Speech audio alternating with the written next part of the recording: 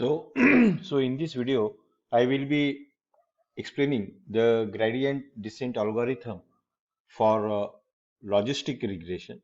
The gradient descent algorithm that we have seen was for the simple linear regression and multiple linear regression. So, before discussing the gradient descent algorithm for logistic regression, let us take the review of what we have seen or how the gradient descent algorithm works in case of linear regression algorithm. We saw that the gradient descent algorithm is a supervisory machine learning algorithm, uh, means that their training data set with labeling must be available.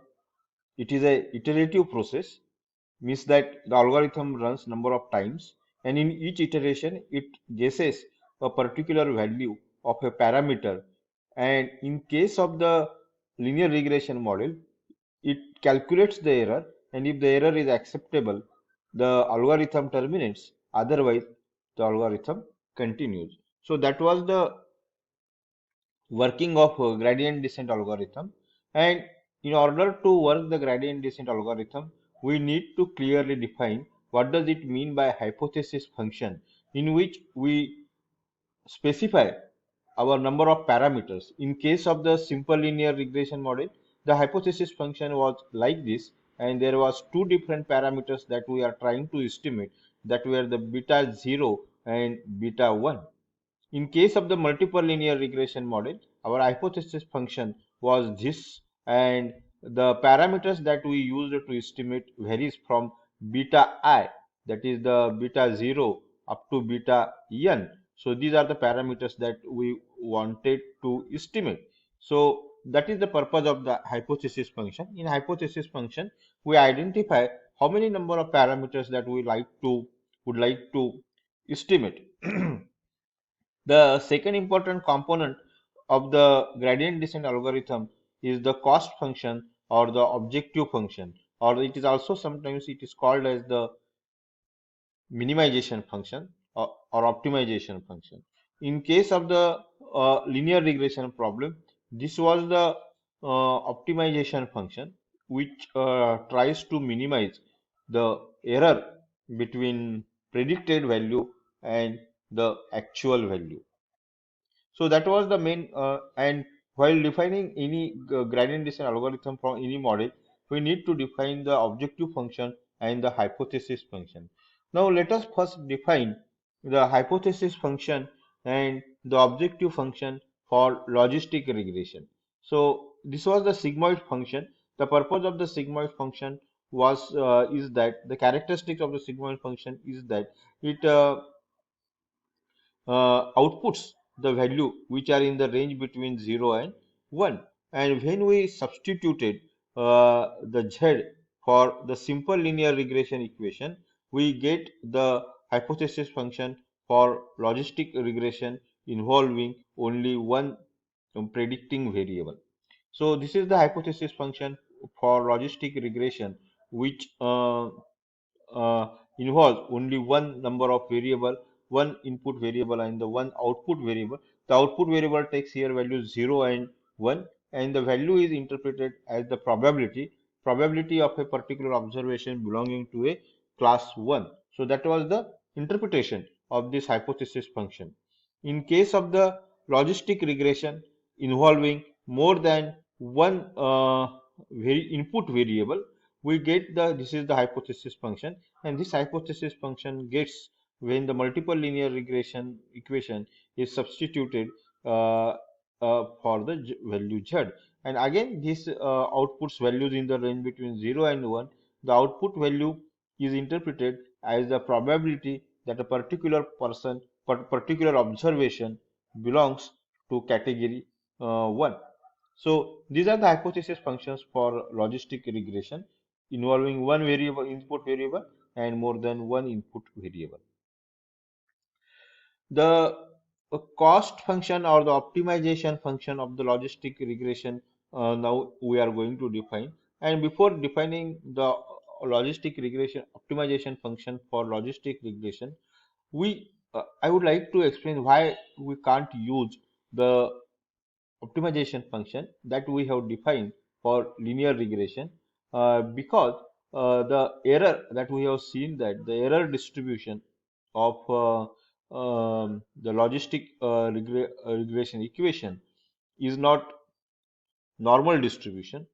And the when you plot a graph of beta versus the error term in case of the logistic regression, we get a graph like this, wavy graph, in which there are multiple local minimum are present. And in case of the error function, that ordinary square least square error function, and beta 0, that you know that the graph, we get the graph like this, and there exists only one minimum, or the global minimum.